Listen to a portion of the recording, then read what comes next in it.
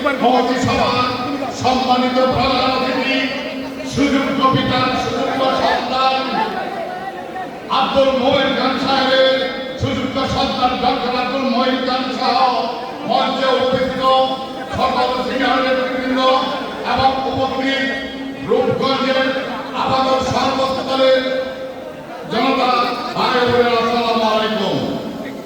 আজকে আমরা যে মতিন চৌধুরী স্মরণ সভায় উপস্থিত হয়েছি তার গুণগান করার সময় হয়তো আমরা পাবো না, তাই আল্লাহর কাছে প্রার্থনা করি আল্লাহ যেন আমাকে ব্যবস্থা নসিব করে।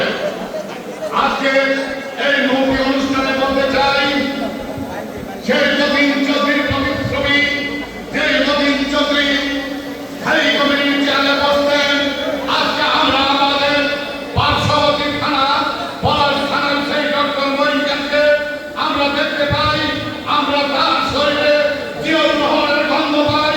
তাই আমি আপনাকে অনুরোধ করব, আমাদের আজকে সেই অনুষ্ঠানের সভাপতি জনাব কাজী মনির ভাই, ইনিও জীবন রহমানের সাথে রাজনীতি করেছেন। রাজনীতি যদি হয় দেশবার অঙ্গীকার, তাই আমি বলবো আমরাও আজকে রূপগঞ্জের মানুষ সেই মনির ভাইয়ের শরীরে জীবন রহমানের গন্ধ পাই।